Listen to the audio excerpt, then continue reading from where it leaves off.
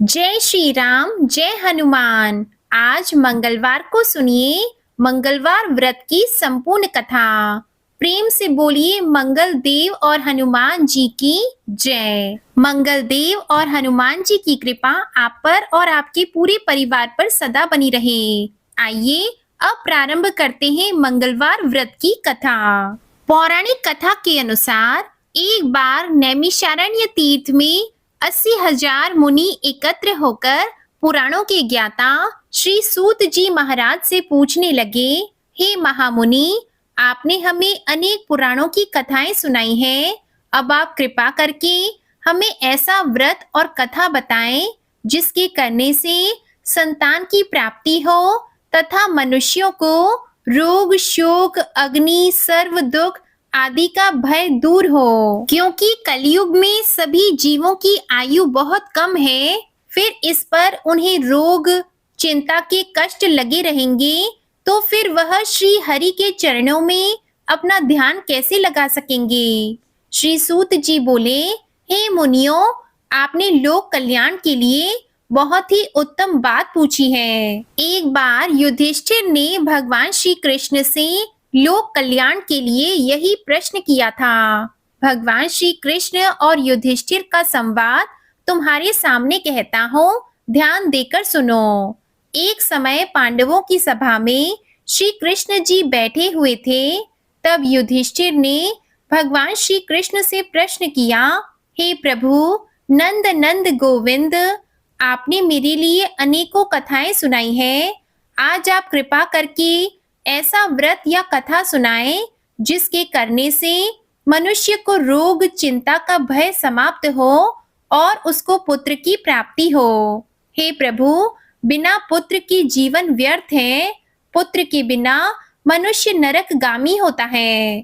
पुत्र के बिना मनुष्य पितृ ऋण से छुटकारा नहीं पा सकता और ना ही उसका पुन्नग नामक नरक से उद्धार हो सकता है। अतः पुत्रदायक व्रत बताएं। श्री कृष्ण भगवान बोले, हे राजन, मैं एक प्राचीन इतिहास सुनाता हूँ, आप उसे ध्यान पूर्वक सुनो। कुंडलपुर नामक एक नगर था। उसमें नंदा नामक एक ब्राह्मण रहता था। भगवान की कृपा से उसके पास सब कुछ था, फिर भी वह दुखी था। इसका कारण यह था कि ब्राह्मण की स्त्री सुनंदा के कोई संतान नहीं थी। सुनंदा पतिव्रता थी, भक्ति पूर्वक श्री हनुमान जी की आराधना करती थी। मंगलवार के दिन व्रत करके अंत में भोजन बनाकर हनुमान जी का भोग लगाने के बाद स्वयं भोजन करती थी। एक बार मंगलवार के दिन ब्राह्मणी गृह कार्य की अधिकता के कारण हनुमान जी को भोग ना लगा सकी, तो इस पर उसे बहुत दुख हुआ। उसने कुछ भी नहीं खाया और अपने मन में प्रण किया कि अब तो अगले मंगलवार को ही हनुमान जी का भोग लगाकर अन्न जल ग्रहण करेगी। ब्राह्मणी सुनंदा प्रतिदिन भोजन बनाती, श्रद्धा पूर्वक पति को खिलाती, परंतु स्वयं भोजन नहीं करती और मन ही मन श्री हनुमान जी की आराधना करती थी। इसी प्रकार 6 दिन गुजर गए और ब्राह्मणी सुनंदा अपने निश्चय के अनुसार भूखी प्यासी निराहार रही और अगले मंगलवार को ब्राह्मणी सुनंदा प्रातः काल ही बेहोश होकर गिर पड़ी। ब्राह्मणी सुनंदा की असीम भक्ति के प्रभाव से श्री हनुमान जी बहुत प्रसन्न हुए और प्रकट होकर बोले, सुनंदा, मैं तेरी भक्ति से अति प्रसन्न हूँ, तो उठ और वर मांग। सुनंदा अपने आराध्य देव श्री हनुमान जी को देखकर आनंद की अधिकता से विह्वल होकर श्री हनुमान जी के चरणों में गिरकर बोली, हे प्रभु, मेरी कोई संतान नहीं है, कृपा करके मुझे संतान प्राप्ति का आशीर्वाद दें, आपकी अति कृपा होगी। श्री महावीर जी बोले, तेरी इच्छा पूर्ण होगी, तेरे एक कन्या उत्पन्न होगी, उसके अष्टांग प्रतिदिन सोना दिया करेंगे। इस प्रकार कहकर श्री महावीर जी अंतर ध्यान हो गए। ब्राह्मणी सुनंदा बहुत हर्षित हुई और सभी समाचार अपने पति से कहा। ब्राह्मण देव कन्या का वरदान सुनकर कुछ दुखी हुए, परंतु सोना मिलने की बात सुनी तो बहुत प्रसन्न हुए विचार किया कि ऐसी कन्या के साथ मेरी निर्धनता भी समाप्त हो जाएगी। श्री हनुमान जी की कृपा से वह ब्राह्मणी गर्भवती हुई और 10वें महीने में उसे बहुत ही सुंदर पुत्री प्राप्त हुई। यह बच्ची अपने पिता के घर में ठीक उसी तरह से बढ़ने लगी जिस प्रकार शुक्ल पक्ष का चंद्रमा बढ़ता है। 10वें दिन ब्राह्मण ने उस बालिका का नामकरण संस्कार कराया। उसके कुल पुरोहित ने उस बालिका का नाम रत्नावली रखा, क्योंकि यह कन्या सोना प्रदान किया करती थी। इस कन्या ने पूर्व जन्म में बड़े ही विधान से मंगल देव का व्रत किया था। रत्नावली का अष्टांग बहुत सा सोना देता था। उस सोने से नंदा ब्राह्मण बहुत ही धनवान हो गया। अब ब्राह्मणी भी बहुत अभिमान करने लगी थी। समय बीतता रहा। अब रत्नावली 10 वर्ष की हो चुकी थी। एक दिन जब नंदा ब्राह्मण प्रसन्न चित्त था, तब सुनंदा ने अपने पति से कहा, मेरी पुत्री रत्नावली विवाह के योग्य हो गई है, इसलिए आप कोई सुंदर तथा योग्य वर देखकर इसका विवाह कर दें। यह सुनकर ब्राह्मण बोला, अभी तो रत्नावली बहुत छोटी है। तब ब्राह्मणी बोली, शास्त्रों की आज्ञा है कि कन्या 8वें वर्ष में गौरी, 9वें वर्ष में रोहिणी, 10वें वर्ष में कन्या, इसके पश्चात रजस्वला हो जाती है। गौरी के दान से पाताल लोक की प्राप्ति होती है। रोहिणी के दान से वैकुंठ लोक की प्राप्ति होती है। कन्या के दान से इंद्र लोक में सुखों की प्राप्ति होती है। अगर हे पतिदेव रजस्वला का दान किया जाता है तो घोर नरक की प्राप्ति होती है। इस पर ब्राह्मण बोला, अभी तो रत्नावली मात्र 10 ही वर्ष की है और मैंने तो 16-16 साल की कन्याओं की विवाह कराए हैं, अभी जल्दी क्या है। तब ब्राह्मणी सुनंदा बोली, आपको तो लोभ अधिक हो गया है। शास्त्रों में कहा गया है कि माता पिता और बड़ा भाई रजस्वला कन्या को देखते हैं तो वह अवश्य ही नरकगामी होते हैं। तब ब्राह्मण बोला, अच्छी बात है, कल मैं अवश्य ही योग्य वर की तलाश में अपना दूत भेजूंगा। दूसरे दिन ब्राह्मण ने अपने दूत को बुलाया और आज्ञा दी कि जैसी सुंदर मेरी कन्या है वैसा ही सुंदर वर उसके लिए तलाश करो। दूत अपने स्वामी की आज्ञा पाकर निकल पड़ा। पंपई नगर में उसने एक सुंदर लड़की को देखा। यह बालक एक ब्राह्मण परिवार का बहुत गुणवान पुत्र था। इसका नाम सोमेश्वर था। दूत ने इस सुंदर और गुणवान ब्राह्मण पुत्र के बारे में अपने स्वामी को पूर्ण विवरण दिया। ब्राह्मण नंदा को भी सोमेश्वर अच्छा लगा और फिर शुभ मुहूर्त में विधि पूर्वक कन्यादान करके ब्राह्मण ब्राह्मणी संतुष्ट हो गए। परंतु ब्राह्मण के मन में लोभ समाया हुआ था। उसने कन्यादान तो कर दिया, पर वह बहुत ही दुखी था। उसने विचार किया कि रत्नावली तो अब चली जाएगी और मुझे इससे जो सोना मिलता था अब वह नहीं मिलेगा। मेरे पास जो धन था कुछ तो इसके विवाह में खर्च हो गया और जो शेष है वह भी कुछ दिनों के बाद समाप्त हो जाएगा। मैंने तो इसका विवाह करके बहुत बड़ी भूल कर दी है। अब कोई ऐसा उपाय हो कि रत्नावली मेरे घर में ही बनी रहे, अपने ससुराल न जाए। लोभ रूपी राक्षस ब्राह्मण के मस्तिष्क पर छाता जा रहा था। रात भर अपनी शैया पर बेचैनी से करवट बदलते बदलते उसने बहुत ही क्रूर निर्णय लिया। उसने विचार किया कि जब रत्नावली को लेकर उसका पति सोमेश्वर अपने घर के लिए जाएगा तो वह मार्ग में छिपकर सोमेश्वर का वध कर देगा और अपनी लड़की को अपने घर ले आएगा, जिससे नियमित रूप से उसे सोना भी मिलता रहेगा और समाज का कोई मनुष्य उसे दोष भी नहीं दे सकेगा। प्रातः काल हुआ तो नंदा और सुनंदा ने अपने जमाई तथा लड़की को बहुत सारा धन देकर विदा किया। सोमेश्वर अपनी पत्नी रत्नावली को लेकर ससुराल से अपने घर की तरफ चल दिया। ब्राह्मण नंदा महालोभ के वशीभूत होकर अपनी मति खो चुका था। पाप और पुण्य का उसे विचार ही नहीं रहा। अपने भयानक और क्रूर निर्णय को कार्य रूप देने के लिए उसने अपने दूत को मार्ग में अपने जमाई का वध करने के लिए भेज दिया था, ताकि रत्नावली से प्राप्त होने वाला सोना उसे हमेशा मिलता रहे और वह कभी निर्धन ना हो। ब्राह्मण के दूत ने अपने स्वामी की आज्ञा का पालन करते हुए उसके जमाई सोमेश्वर का मार्ग में ही वध कर दिया। समाचार पाकर ब्राह्मण नंदा मार्ग में पहुंचा और रुदन करती हुई अपनी पुत्री रत्नावली से बोला, हे पुत्री, मार्ग में लुटेरों ने तेरे पति का वध कर दिया है। भगवान की इच्छा के आगे किसी का कोई वश नहीं चलता। अब तू घर चल, वहां पर ही रहकर शेष जीवन व्यतीत करना। जो भाग्य में लिखा है वही होगा। अपने पति की अकाल मृत्यु से रत्नावली बहुत दुखी हुई और रुदन करते हुए अपने पिता से बोली, हे पिताजी, इस संसार में जिस स्त्री का पति नहीं है उसका जीना व्यर्थ है। मैं अपने पति के साथ ही अपने शरीर को जला दूंगी और सती होकर अपने इस जन्म को, माता पिता के नाम को तथा सास ससुर के यश को सार्थक करूंगी।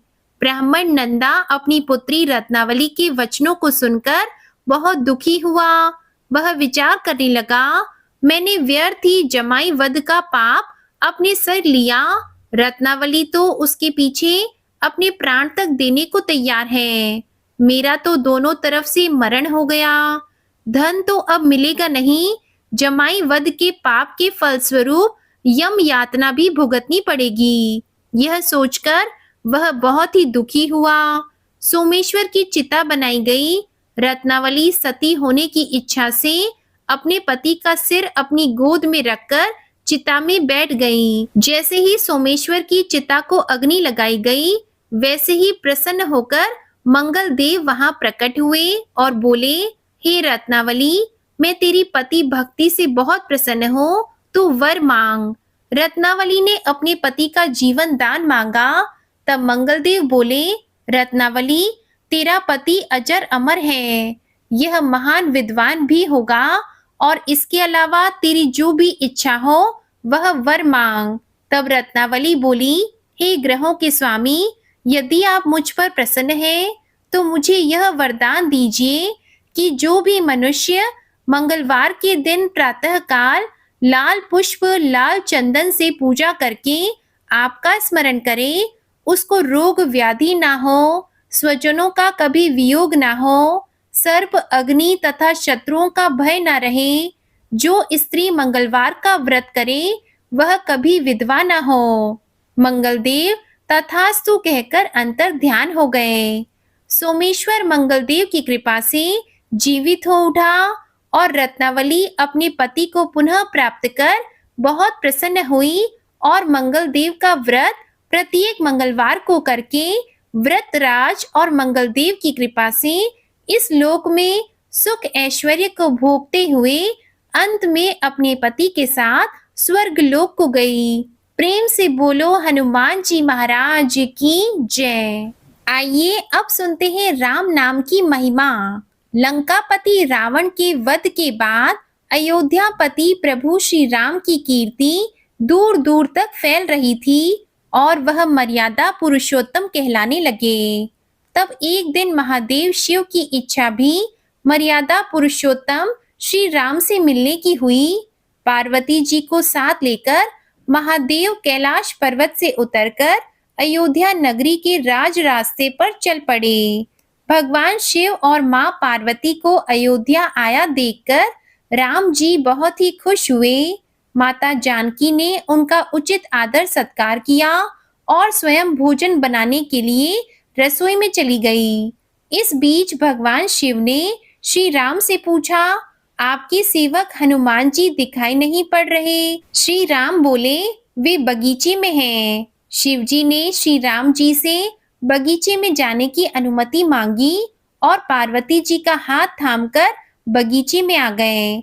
बगीचे की खूबसूरती देखकर उनका मन मोहित हो गया। आम के एक घने वृक्ष के नीचे हनुमान जी दीन दुनिया से बेखबर गहरी नींद में सोए हुए थे। एक लय में खर्राटों से राम नाम की ध्वनि उठ रही थी। चकित होकर शिवजी और माता पार्वती एक दूसरे की ओर देखने लगे। माता पार्वती मुस्कुरा उठी और वृक्ष की डालियों की ओर इशारा किया। राम नाम सुनकर पेड़ की डालियां भी झूमने लगी थी और इनके बीच से भी राम नाम उच्चारित हो रहा था। शिवजी इस राम नाम की धुन में मस्त मगन होकर खुद भी राम राम कहकर नाचने लगे। माता पार्वती जी ने भी अपने पति का अनुसरण किया और अपने कोमल पैर थिरकाने लगी। शिवजी और माता पार्वती जी के नृत्य में ऐसी झनकार उठी कि स्वर्ग लोक के देवता गण भी आकर्षित होकर बगीचे में आ गए और राम नाम की धुन में सभी मस्त हो गए। माता जानकी भोजन तैयार करके प्रतीक्षा करने लगी, परंतु संध्या होने पर भी अतिथि नहीं पधारे। तब अपने देवर लक्ष्मण जी को बगीचे में भेजा। लक्ष्मण जी तो स्वयं को श्री राम जी का सेवक ही मानते थे, अतः बगीचे में आकर जब उन्होंने धरती पर स्वर्ग का नजारा देखा तो खुद भी राम नाम की धुन में झूम उठे। महल में माता जानकी परेशान हो रही थी कि अभी तक भोजन ग्रहण करने कोई भी क्यों नहीं आया। तब उन्होंने श्री राम जी से कहा कि भोजन ठंडा हो रहा है, चलिए हम ही जाकर बगीचे में से सभी को ले आए। जब राम जी बगीचे में गए तो वहां राम नाम की धूम मची हुई थी। हनुमान जी गहरी नींद में सोए हुए थे और उनके खर्राटों से अभी तक राम नाम निकल रहा था। श्री राम भाव विह्वल हो उठे। राम जी ने हनुमान जी को नींद से जगाया और प्रेम से उनकी तरफ निहारने लगे। हनुमान जी प्रभु को आया देख शीघ्रता से उठ खड़े हुए। नृत्य की सभा भंग हो गई। शिव जी खुले कंठ से हनुमान जी की राम भक्ति की सराहना करने लगे। हनुमान जी सकुचाए लेकिन मन ही मन खुश हो रहे थे कि श्री सिया राम ने भोजन करने का आग्रह भगवान शिव जी से किया। सभी लोग महल में भोजन करने के लिए चल पड़े। माता जानकी भोजन परोसने लगी। हनुमान जी को भी श्री राम जी ने पंक्ति में बैठने का आदेश दिया। हनुमान जी बैठ तो गए, परंतु आदत ऐसी थी कि राम जी के भोजन करने के उपरांत ही सभी लोग भोजन करते थे। आज श्री राम के आदेश से पहले भोजन करना पड़ रहा था। माता जानकी हनुमान जी को भोजन परोसते जा रही थी, पर हनुमान जी का पेट ही नहीं भर रहा था। सीता जी कुछ समय तक तो उन्हें भोजन परोस रही थी, फिर समझ गई कि इस तरह तो हनुमान जी का पेट नहीं भरेगा। उन्होंने तुलसी के पत्ते पर राम नाम लिखा और भोजन के साथ हनुमान जी को परोस दिया। तुलसी पत्र खाते ही हनुमान जी को संतुष्टि मिली और वह भोजन खाकर उठ खड़े हुए। भगवान शिव शंकर ने प्रसन्न होकर हनुमान जी को आशीर्वाद दिया कि आपकी राम भक्ति युगों युगों तक याद की जाएगी और आप संकट मोचन कहलाएंगे। तो प्रेम से बोले शंकर भगवान की जय, संकट मोचन हनुमान जी की जय। आपको ये कथा पसंद आए तो इस वीडियो को लाइक करके चैनल भी सब्सक्राइब कीजिएगा और हमारे चैनल पर अन्य कथाओं को भी जरूर सुनिएगा। प्रेम से बोलिए जय श्री राम, जय हनुमान।